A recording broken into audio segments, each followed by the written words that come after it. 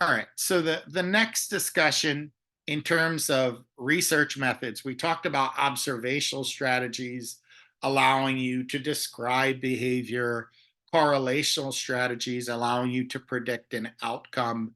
And we talked about correlations not being able to determine cause and effect. Well, experiments allow you to determine cause and effect. And they also allow you to explain behavior. So if you go back to one of the previous videos, we talked about the difference between describing behavior and explaining behavior. But in an experiment, you can get this causal relationship. You can get this explanation of why a phenomenon occurs the way it does. So, in order to have an experiment, you need several things in place. You need the ability to manipulate one variable, measure the effect of a manipulation on another variable, and I'll explain what I mean shortly, and then eliminate all alternative explanations. So, um, what we see with an experiment is you have the ability to manipulate a variable. Well, what variable do you manipulate? We refer to the variable you manipulate as the independent variable, right? Now, for something to be a variable, it must vary, right? It must have a minimum of two conditions. So in a basic experiment, you're going to see that the independent variable has both an experimental group or condition and a control group or condition. The experimental group receives whatever the manipulation is or whatever the treatment is. The control group receives nothing.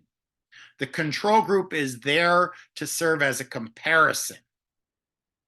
Now, so let's imagine we were doing a drug study and we wanted to determine whether a new drug that was in clinical trials was effective. We would need to give some people the drug, and other people, we would need to give them nothing to see the difference between, let's say it's a depression medication, the difference in depression as a function of receiving the medicine.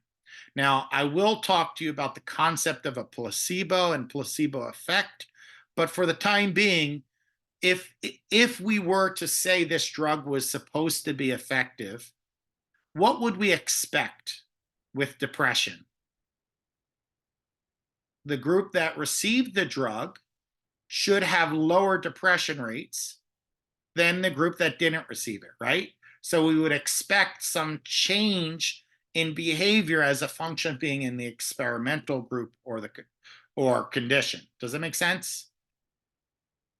Versus the control group, if you didn't receive the drug, then why would your mood change at all, right? So the beauty of having a control group is it serves as a comparison group. Now, the dependent variable, the dependent variable is the variable you measure. In the case of this new drug, we were measuring what? We were measuring an outcome of depression. So the dependent variable are depression scores. So the independent variable, we manipulated whether you received the drug or not. The dependent variables, we measured the effectiveness of the manipulation. So whether there was a change in depression scores as a function of receiving the drug. Now, are there other things that could impact one's mood? Sure, there is, right? So we have to get rid of confounds or extraneous variables. These, remember the third variable problem we talked about with correlations? We have to get rid of any outside factor that could explain this relationship.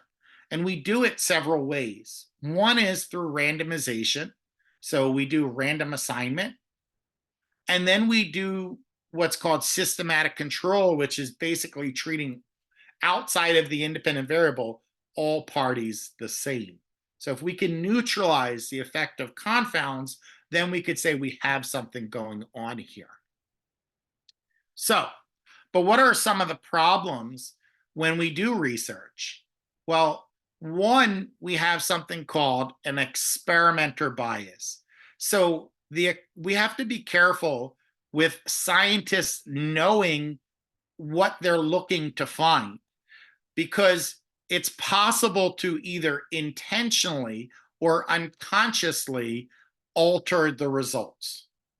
What do I mean by that? So there was a study done in England by Dr. Wakefield. And Dr. Wakefield published a study connecting the MMR shot, measles, mumps, and rubella, to autism. Now, Dr. Wakefield, turns out, intentionally fabricated that data. Well, if you want to publish, which there is a pressure for researchers and scientists to publish, there might be a pull to alter the results. And he consciously, willingly, fraudulently altered the results. Now, his journal, the article got published, and away we went, right? Many years later, we're still fighting this mythology that vaccinations lead to autism. It's not true. There have been, without exaggeration, thousands of studies that have demonstrated both receiving vaccinations and the amount of vaccinations you receive at a single time have nothing to do with the development of autism, right? So if you could check the American Academy of Pediatrics and many other CDC or large-scale institutions, and we've demonstrated it to be fraudulent. And in fact, Dr. Wakefield's graduate students admitted that he fudged the data. Now, in the end, Dr. Wakefield lost his medical license, was not allowed to be part of institutions of research, and that was a consequence to him. But the consequence to society, due to his willful fraud in research, is still being felt. So we do have this issue of experimenter bias, where a person could alter the results. But sometimes it isn't as extreme as Dr. Wakefield. Sometimes there is an unconscious bias that happens due to knowing or anticipating an expected outcome. I'll give you an example. There was a study done where a researcher wanted to demonstrate the effect of experimenter bias, not on an intentional level, but on an unconscious level. And what he did was he got a litter of mice and he separated them out into Mays bright and Mays dull mice. And he told his graduate students, okay, these are the smart mice. The Mays bright are the intelligent mice. These are the Mays dull mice, the not so smart mice. And he asked them to collect data on how long it took for these mice to find their way out of a maze. And in the end, the graduate students reported that the Mays bright mice, or the smart mice, were much faster at solving the maze. Turned out at the end, the researcher told his grad students they came from the same litter, but there was nothing different about them. So how could it be that his grad students found a significant difference based on a label? The answer is they expected the smart mice to solve the maze quicker than the dull mice. So they might have unconsciously started the stopwatch later or stopped the stopwatch quicker. And as a function of that, it created differences between the groups. And it wasn't intentional, but even an unconscious bias or expectation of a researcher could alter one's findings. So that's one problem, and that problem is a problem with the experimenter. What about the participants, right? So there's something called demand characteristics, which a participant in research wants to perform in a meaningful way. They're going to perform according to expectation.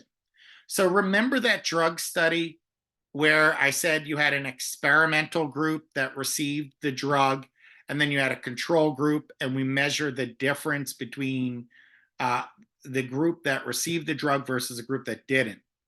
What if I told you that this is a problematic design in research because by merely taking a pill, a person expects that pill to work. And because they're taking that pill expecting it to work, it has a psychological result of feeling better. So when people do drug studies, you also have to have what's called a placebo group. And a placebo group refers to people who think they're receiving a drug, when in reality, they're receiving a sugar pill or an inert pill. So the pill will have no effect on their mood. But when we're studying a medication, we want to see that not only the difference between receiving the drug and not receiving the drug, we also want to see the difference between the group that thought they were receiving the drug and weren't, and the group that actually received it. Because how much of the change in behavior or the change in mood is due to expectancy or demand characteristics? We have to be able to separate that out. So once we calculate how much is due to what's called a placebo effect, the expectancy, if there still is a significant difference in outcomes from the placebo group and the actual treatment group, then we have some argument that the drug is indeed effective. So let me give you a practical example. Imagine the following. Imagine you're a primary care doctor, a medical doctor, and you had a client come into your office and they were chronically reporting sickness. And you do a whole series of tests, and there is nothing wrong with them. But every week they come into your office and they say, "Oh, I'm struggling with this, I'm struggling with that." And you know that there's nothing wrong with them, right? What could be going on here? There could be some hypochondriasis, there could be a conversion disorder, but imagine you did as following. And now, by the way, you can't do this. It would be unethical to do this, but I'm just saying it for effect. Imagine you said, "Okay, you're sick. Let me write you up a script. And I want you to go to your local pharmacy, whether it be CVS, Walgreens, Duane Reade, doesn't matter. And I want you to fill this script. And I want you to take one pill per day for 7 days." So you write up the script, the doctor writes placebo pill. You happily go to the pharmacy saying, "See, the doctor knows I'm sick. I need my pills." So you go to the pharmacy and they're in the back laughing because it's not really a drug. And then they give you a bunch of Pez candy. And on day one, the doctor calls you and says, "Hey, how's it going? How are your symptoms?" So you might say, "Oh, they're a little bit better, but, still there." "Okay, no problem. I'm going to follow up every day for the week, see how you're doing." Day two, they call you up. "Hey, how are your symptoms going?" "Oh, it's getting a little bit better. No problem." Day three, "How's it going?" "Oh, my symptoms are gone." "No problem. Keep taking the medication as prescribed." Day four, symptoms gone. Day five, symptoms gone. Day six, symptoms gone. Day seven, come back into the office. Okay. When you're in the office, the doctor tells you, surprise, that actually wasn't a real drug. What would that imply to the patient? It would imply that because they expected that pill to work, psychologically, it altered their experience. And that is a kind of exaggerated example of placebo effect. Now, I said it's unethical, right? We can't write scripts for things we know to be ineffective. We can't create the illusion of treating something that is not really there in the medical community. But for a stylistic example, it surely does tell the story of a placebo effect. Now, there's also something called a Hawthorne effect. People's behavior changes when they know they're being watched. The understanding of a Hawthorne effect has been known since the early 19 or mid 1900s from a electric company in Illinois, the Hawthorne Works factory. And basically, they had people working in a factory, and when they were being watched, the behavior became better. They altered lighting. So some people were able to work in properly lit environments. Other people were working in more dimly lit environment. But the people who were being watched while working in dimly lit environments actually outperformed people with proper lighting. They altered temperature. People had a very cold environment to work in versus a room temperature, normal temperature environment. People in a colder environment worked better when being watched versus a normal temperature when not being watched. So it's interesting. Even though the conditions were adverse, people performed better when they were being watched. So that shows you the power of observation or knowing you're being watched. Our behavior changes. And we have to be mindful of that in research too, because anyone who's a participant in research, they know the general nature of the study, right? Unless you're using deception, they know what you're looking for. And because they know what you're looking for, they might alter their behavior while being watched. This could be a conscious experience, or this could be an unconscious experience as well. I'll give you another example. Let's imagine you worked at a supermarket, right? And here you are, you're a cashier, and your boss is not in eyesight, and it's kind of slow. So what do? You sit at the register, you might read a magazine, you might go on your phone, whatever it is. And then you see your supervisor walking down an aisle that now they can see you and you could see them. What do? It's not uncommon for people to put the magazine down and to pretend or act as if they're working, because they know they're being watched and they don't want to give the impression that they're just sitting on their butt reading a magazine. So in research, we're aware of this phenomenon, that when people are being observed, their behavior changes. We have to be able to measure how much of the behavioral change is due to being watched versus actual meaningful change.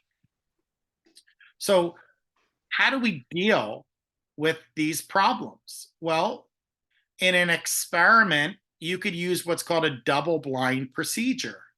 A double-blind procedure is one where both the researchers and the participants don't know who is in what group. Now, you might say, hey, wait a minute. How is it possible for a researcher to collect data on a person without knowing what group they belong to? It's simple. You have two sets of researchers. One set of researchers design the study and assign people to groups. The second set of researchers collect the data.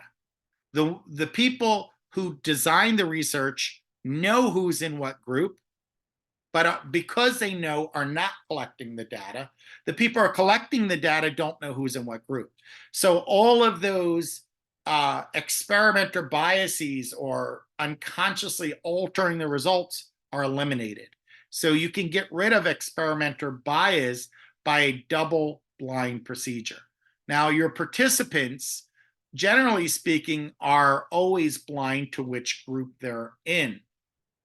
But a double blind procedure, you're also eliminating the experimenter bias by making sure the researchers who are collecting the data don't know who got the placebo. All right. We also can use deception. Now, deception is an ethical dilemma. When is it appropriate to use deception? When is it not appropriate to use deception? Generally speaking, we use deception when we think that if the participant knows the true nature of the study, it will alter their performance. So sometimes we have to mislead participants about the nature of the study so that the behavior we're actually measuring is not skewed, is not altered. We'll talk about in social psychology a Milgram shock experiment in which he told the participants they were in a study on the effect of punishment on learning, when in reality, the study was on obedience. Now, I said using deception is an ethical dilemma. And it's important to understand that in many studies, you don't need to use deception. And there is a research review board called the IRB, the Institutional Review Board, that has to review every scientific study at an institution and decide whether it's ethical or not. If the study can be completed without deception, you are expected to complete that study without deception. So deception is only used in one out of, let's say, 10 studies. But when it is necessary, it is appropriate. And if the person we know is going to be reactive to being measured, then if they are told that you're measuring X when in reality you're measuring Y, behavior X might change, but the data is still valid for behavior Y. Now, control groups, right? So control groups we use to correct placebo effects. We use it to correct Hawthorne effects. Now, I mentioned in an earlier slide, the control group is the group that does not receive treatment or intervention. They serve as merely a comparison group. Now, that would allow you to detect a placebo effect or a Hawthorne effect. Now, if it is there, you have to report it as such. All right.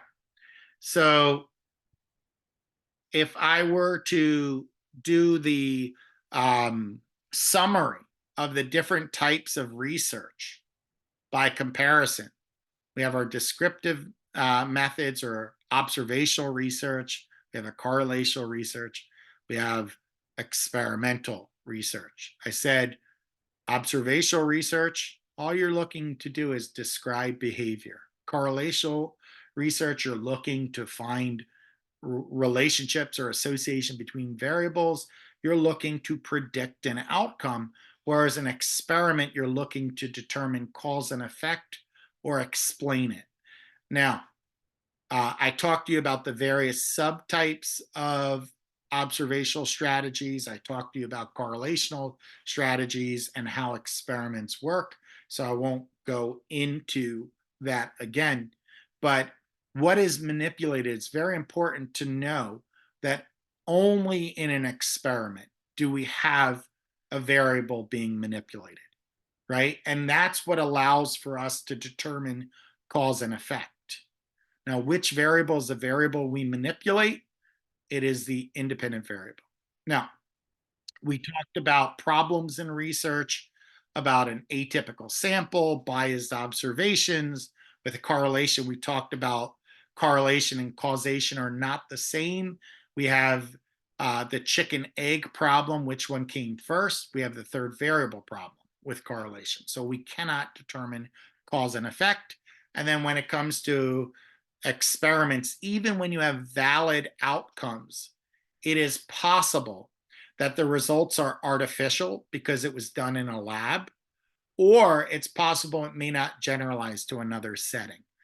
That is our research strategies in review. So I'm going to stop here.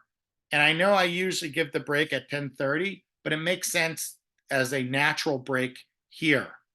So come back at 12:32.